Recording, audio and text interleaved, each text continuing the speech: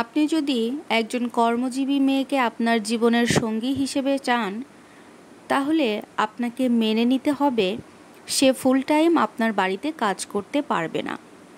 এটা আপনাকে মন থেকে মেনে নিয়ে তারপরে কর্মজীবী মেয়েকে বিয়ে করে সংসার করতে হবে। আপনি যদি একজন গৃহিণীকে আপনার জীবনসঙ্গী হিসেবে চান, তাহলে আপনাকে মেনে নিতে হবে সে আপনাকে আর্থিকভাবে সহায়তা কোনোভাবেই করতে পারবে না, বরং তার টুকিটাকি সমস্ত কিছুতে আপনাকেই হেল্প করতে হবে। এখন আপনি যদি একজন স্টাইলিশ কর্মহীন মেয়েকে জীবনসঙ্গী হিসেবে চান, তাহলে তার লাইফস্টাইলের জন্য ব্যয় আপনাকে কিন্তু করতেই হবে। কারণ আপনি বিয়ের আগে দেখেছেন সে অনেক স্টাইলিস্ট, সে সব কিছু অন্যভাবে চলাফেরা করে। সো আপনাকে সেটা মেনে নিতে হবে বিয়ের পরে, সেভাবেই তাকে সব কিছু চালাইতে হবে। এখন আপনি যদি একজন সাধারণ মেকআপের স্তরে মুখ ঢেকে না রাখা মেয়েকে বিয়ে করতে চান, যে মেয়েটা একদমই সাদাসিধেভাবে থাকতে পছন্দ করে, নর্মালভাবে, তবে আপনাকে মেনে নিতে হবে তার মুখের ছোট ছোট ব্রণের দাগ কিংবা গর্তের চিহ্নগুলো।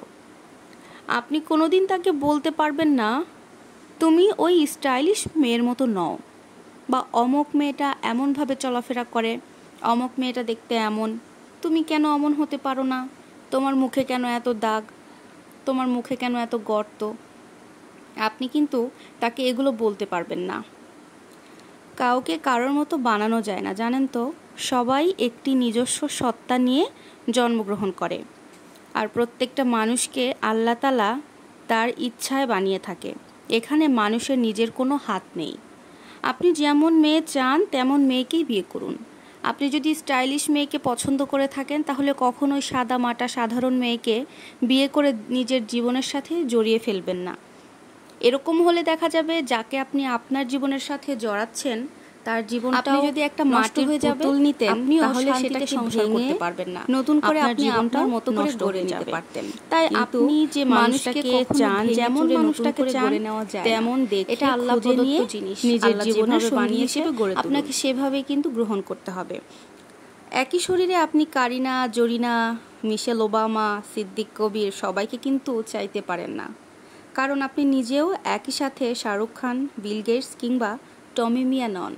তাই এই কথাটা ভুলে যাবেন না। আমাদের সমাজে বেশিরভাগ কোন ঘটনা ঘটে থাকে বলেন তো? একজন পুরুষ সাধারণ একটা মেয়েকে বিয়ে করে তার থেকে আর্থিক সহযোগিতা চায়। বিশেষ করে দেখা যায় যে বাবার বাড়িতে চাপ দেয় টাকা নিয়ে আসার জন্য। আবার চাকরিজীবী মেয়েকে বিয়ে করে ঘরোয়া কাজ চায়। এই চাওয়া পাওয়াগুলো তাদের ভুল থাকে, এটা মেনে নিতে পারে না আসলে। তাই বলবো যে আপনারা প্লিজ এভাবে ভুল করবেন না। আপনি আপনার জীবনে যাকে প্রয়োজন মনে করবেন তাকেই বেছে নিয়ে বিয়ে করেন। ভিডিওটি কেমন লাগলো অবশ্যই জানাবেন। আল্লাহ হাফেজ।